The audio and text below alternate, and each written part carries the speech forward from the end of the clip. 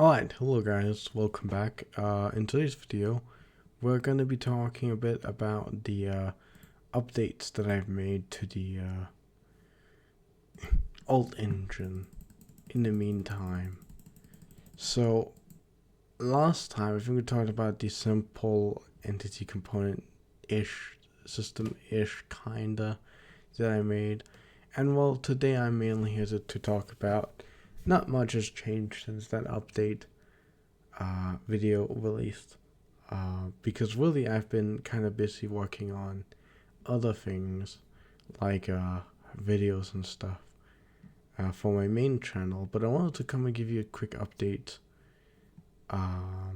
regarding the editor and engine.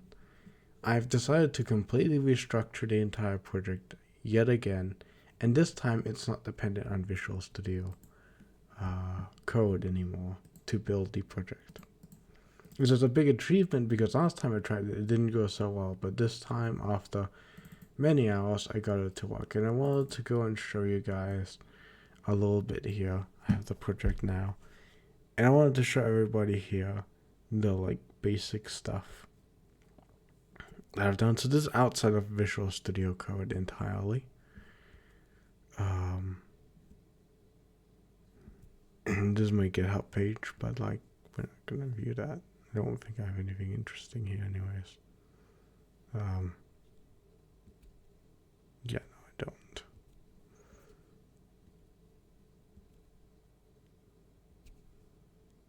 Yeah, no, I don't. Anyways, we're gonna start by talking about some of the changes. I already mentioned a few, but I'm gonna really quickly go over a few of the changes real quick. So it's no longer dependent on Visual Studio code anymore. What you'll notice is that there's a build script now, which actually goes through and builds the engine editor. And this is a new change. Before with Visual Studio Code, I felt like I was kind of limited, forced to put everything within one project. I didn't really know how to do multiple projects in it. Now that I'm not reliant on Visual Studio Code anymore, though, it's quite easy just to set up two projects like this with no real problems.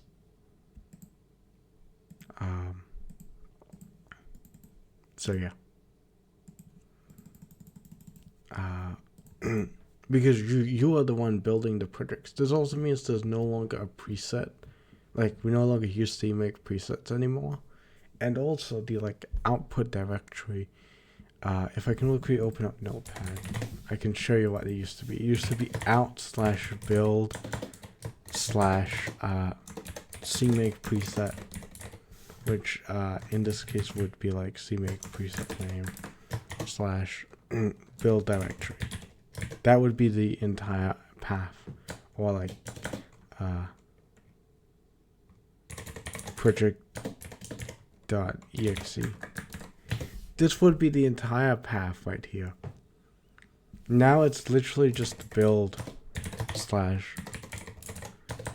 project.exe. Look at how much shorter that is. It makes things a lot easier on my side. So yeah.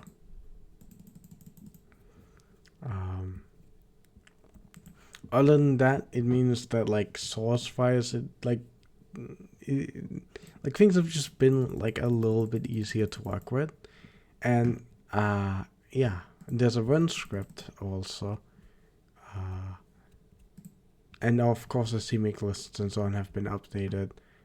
They now require the specification for whether or not you want to use for compilers, just in case, because I've had issues where before it might not have detected the compiler, and so here it just tells you use GCC or G++ and GCC for a C++ and C compiler, because if you open up command prompt really quickly and you go type GCC, as long as you have it in your path, you should be able to do this. So yeah,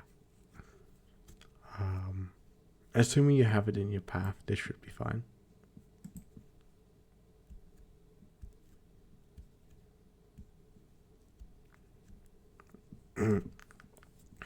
So yeah. So this just tells it to use GCC and G++, and that's it really. Other than that, I don't think there's too much else. Like as an example, the AltEngine is now a library, which is actually nice because it means that in one of the benefits to keeping the editor and engine separate is that if you, let's say, update something in the editor and you need to like test it, you don't need to build the engine too. You can just build the editor. And I wanted to show this because in WinBuild, you actually have the option to like, these are just basic Python scripts basically. I can show you install libraries in a bit as well, but this is just checks if you wanted to build the engine, and then it would build the engine, or else it would just build the editor. And it even copies the files over to the directory. So that's pretty cool, right? So I can go ahead and really quickly go into my lib folder. This is the wrong one. I guess this is the one that like is no longer needed anymore because it has nothing in it.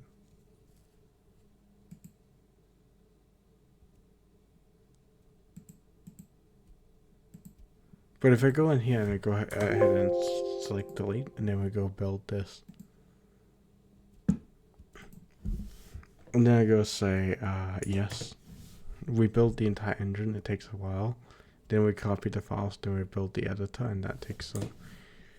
Although usually it would take a while, but I've already built it, obviously. And what you'll notice is that it's over here now again. So that's pretty cool, right?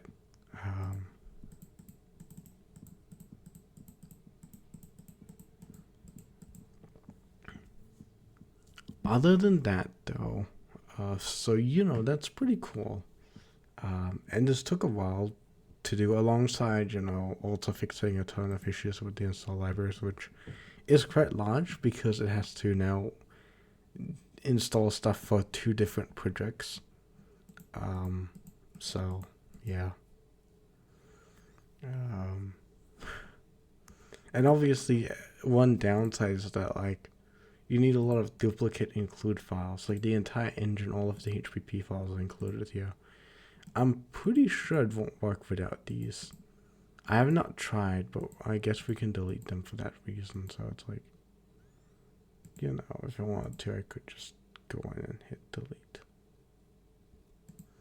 on the engine and see what would happen. But I'm pretty sure that when I go ahead and build the editor again, it's gonna fail. Yeah, because engine is missing now. So we need engine to be there, or else it's not gonna run. No. And now it fails again for some reason.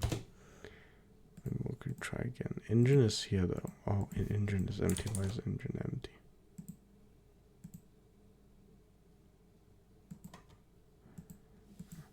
Why is engine empty? Do we really need to go download the report? Why is engine empty?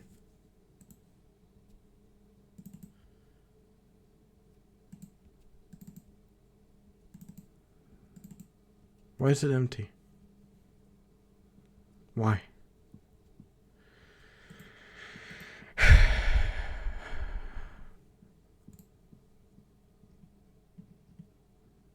AltEngine.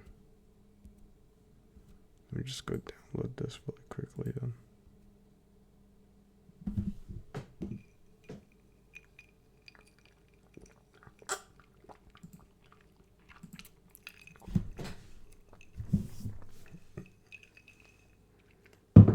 So the only thing that sucks is that I need to duplicate the engine files. Oh hell. It doesn't look like there's anything too bad here. It could have been a lot worse, okay?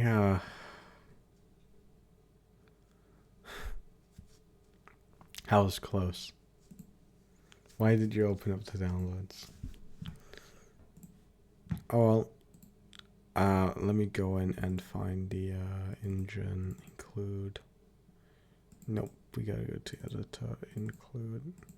Since engine is a separate project, it would go inside here. But it does mean that there's a lot of files that will be copied over, which is kind of annoying. So there's a lot of like duplicate files in this project. Something I probably could fix if I wanted to, and I might go and fix it at some point, like leave the some of the include stuff, like the engine doesn't, like all of these things could technically just be in the root folder of the project. But I do have reasons to keep it like this. It makes it nice and easy to go in and tell it where the files are and so on. Plus, they would need the includes anyways because, or at least editor would, because it needs to include the engine. So, yeah. But it would be less hassle going in and having to update everything if everything was just in one include directory. So yeah. This is the project that I used to test it on. I have two of them. And this is unrelated, so yeah. I might show it off one day once I get a bit further with it, but it's still in relatively early development. I'll talk a bit more about it a bit later, but let's start off with the basics. But yeah, let's start off with actually going in and building it again. So I've already built this, but I'm actually gonna build it because yeah. There you go. Yeah, C++ it's really slow at building everything, and there's tons of warnings too that I gotta deal with at some point. I've been kind of lazy in that regard, but I'm gonna take care of those warnings one day. I mean, most of them probably are not of any concern anyways, but a few of them are, so yeah.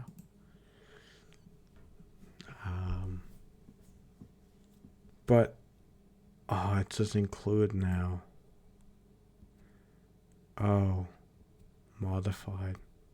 They haven't been modified though. They are the original ones. Actually, I can just go back and delete the changes. Can I just got all the changes? And it should just go back to normal. Yeah, now it's just back to normal again. Okay, we can build the version that we normally build by going ahead and just hitting that. And no. Now it's gonna build the version that would have been with the latest commit. Okay. Now we go into the executable. I have this run.py which just runs the executable. You can also just launch it directly from the editor build. The install library is also copies the glfw.dll here, but I can just launch it from here if I really wanted to. But I can also run it through here if I wanted to. It doesn't really matter which way. Although why did it close everything down? Oh, strangely enough, this window seems to stop once you take it and move it around. Why does it keep closing everything? I don't get it.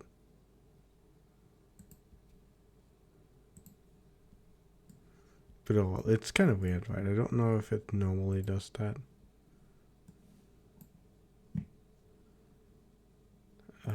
Or if it's just this one time.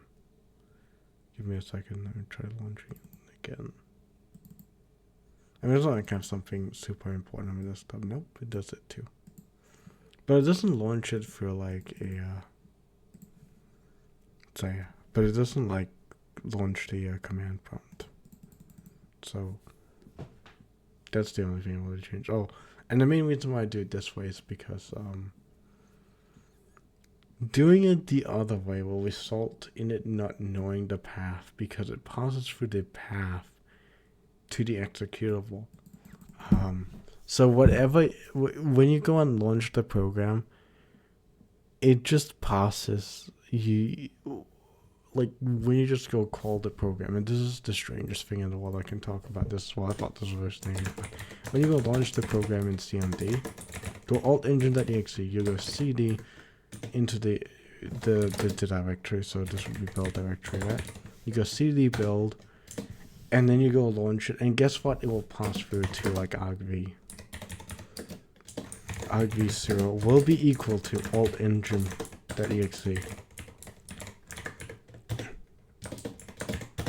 And this is stupid, right? Because it does not have a second parameter. You can't pass through a second parameter. You can't do this right here. You can't pass through a second parameter which contains the path. Full path. We'll just call full path. You can't do this. This is not correct. Nothing will happen if you... Although in that case it might be arg1 actually. In that case it might be argv1. That contains the full path. But by default, the first one is always going to be like the path or whatever you use to like call the thing to launch the program, right, for some reason. Now the full path to the exe, unless you specify it. So if you specify, let's say, full path / AltEngine.exe. Now argv0 will be equal to full path / AltEngine.exe. Which, by the way, I renamed it to alt editor since I felt like it more reflected it, since it doesn't really contain the engine anymore. It's a library now. So yeah, but still, you know, like, why does it have to be this way? Why couldn't it just be a second argument that you pass through? It's stupid and I don't get it, but oh well, that's just how it is. So I need to, and that was why initially it was actually a batch script, but I was like, having to use batch for this would just be too complicated, as batch is just not that great of a language. It's not bad, but like really I don't like it. I think Windows could really like fix... Come on, Microsoft, fix batch script for once. You know? It legitimately is just not great.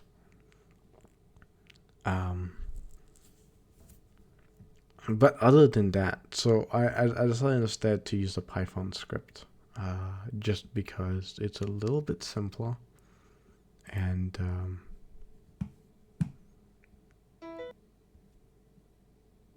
yeah, it's a little bit simpler, and I'm much more familiar with Python.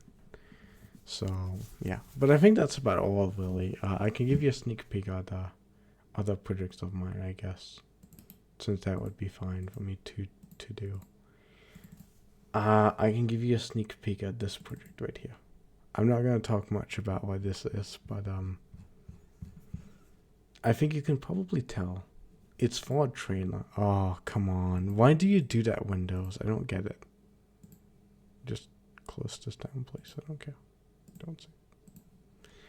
And I'll really quickly go mention stuff like to do and stuff really quickly.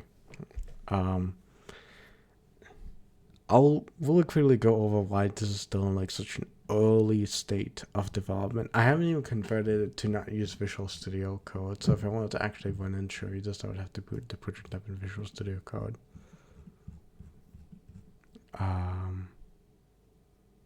But it's an early version of a trailer. I had one made in Visual Studio, and I had one made in and then I decided, hey, I don't like Visual Studio that much. I'm going to move it to Visual Studio Code. And so I did. And I completely redid a lot of things. And then I'm going to move it outside of Visual Studio Code. So it does not rely on Visual Studio Code anymore, which is the next step, which shouldn't be particularly difficult.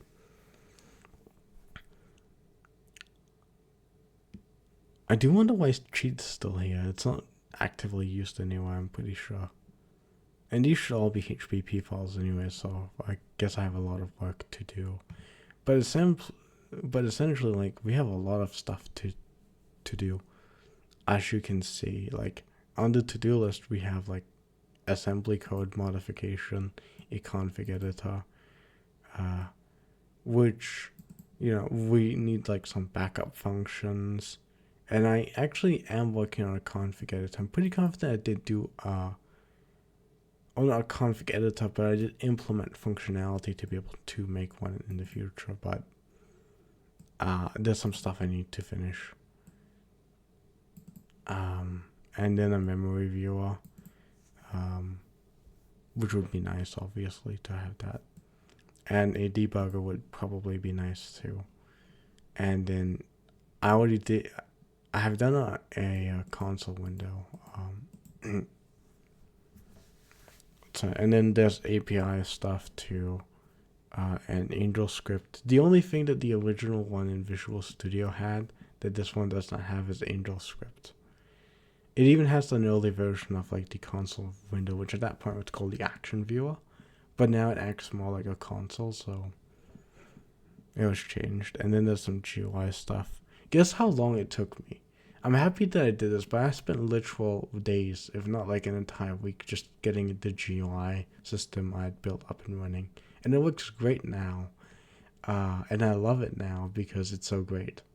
But it took a week to build. But at least I got one that I can just put directly into my game engine if I wanted to. Assuming I make some updates to support some more functionality from MGUI. And then there's some cheat stuff here and stuff. So yeah, and there's a to-do for Outlast list. Oh wait, yeah, that's fine. Before I made it in C++ in Visual Studio, I made a C# version, which I'm pretty sure I showed off at some point on my channel.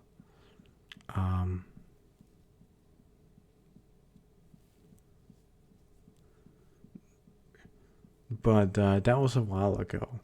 This project, if you're interested, was under development for like well over a year at this point. So, yeah.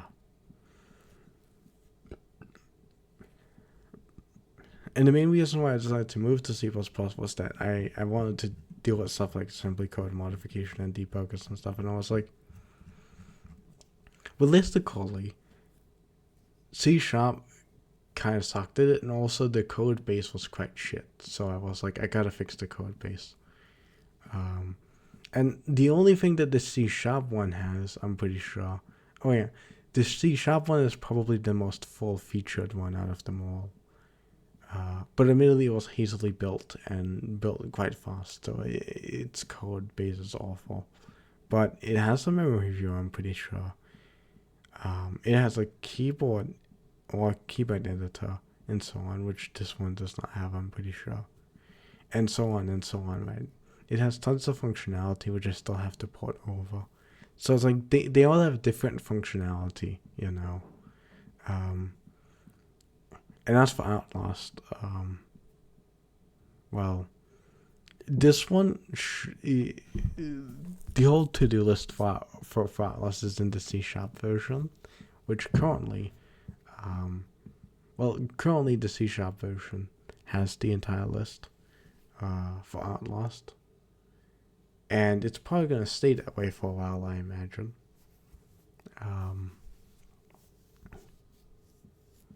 So, yeah, I don't see how that's going to change anytime soon. But I do eventually want to get the entire list of, like, it over here once I'm done with some of the other things on my to-do list. And I keep adding more and more stuff, so, yeah. So I'll be there for a while, and then there's some things I need to fix. And then there's some stuff on reading and writing strings. And that's about it, really. And from here we begin working on it. But I'm not going to show you too much of that. I'll show it off when I feel like it's ready. Currently, it's still in an early state. Even the C# one was still in an early state, and had tons of bugs and so on. So lots of things needs to be fixed and worked out first before I'll show off this. So don't expect me to show it off for at least another year or two, probably. I just wanted to talk a bit about it because I thought it was a bit interesting, and we're talking about updates and stuff, so we might as well just mention it. And by the way, if anyone's interested, I have no clue why this is an error. I have updated the equations to have the different include paths for both the editor and engine, and it still found the error. It's still giving me the error, so I don't know why. The include path should be correct now. And the CMake project builds just fine, so I really don't know. But oh well, I can live with it. So I'll figure it out one day, but for the time being, that's kind of annoying. But on that note, like, I've added like a lot of things for like to-do list. I guess these have now become like separate CMake projects, so I can remove this from the list. But yeah, we can really quickly also go over these. I mean, you can read them, but like, there's not a lot of stuff currently, and I just keep adding more stuff instead of working on the to-do list. So yeah, but I guess these are separate CMake projects, and I should probably just rename it to like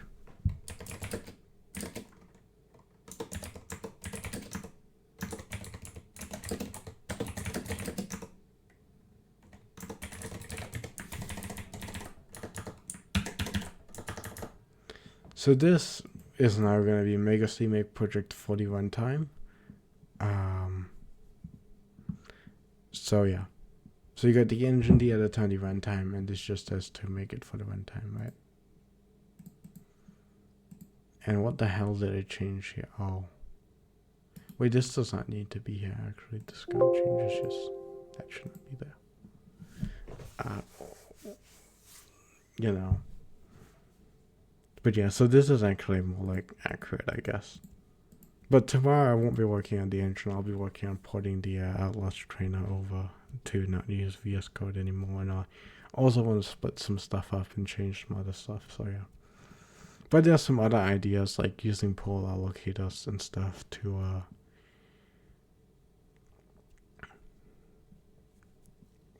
potentially boost performance by... I don't exactly know how pool allocators work, but I assume they allocate a ton of memory at once.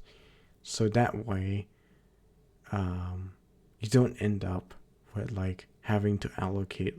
So that way you can like allocate a ton of stuff at once without needing to allocate them individually, which makes them a lot faster because you have a lot less allocations. And same with the allocations as well. You can deallocate things a lot faster, which is specifically great when you load and unload levels, I guess. So, yeah. But obviously it has some limitations, and I'm not sure how well it would work for components specifically because they're gonna be different sizes, I'm pretty sure. Although in this case, it only really needs to store the pointer to the component, so it's not as big of a problem. So... yeah. Anyways, I guess that's it. Thank you for watching. I'll see you guys next time. In probably at least a couple of months, I expect it to be before I'll release an update video. Bye for now.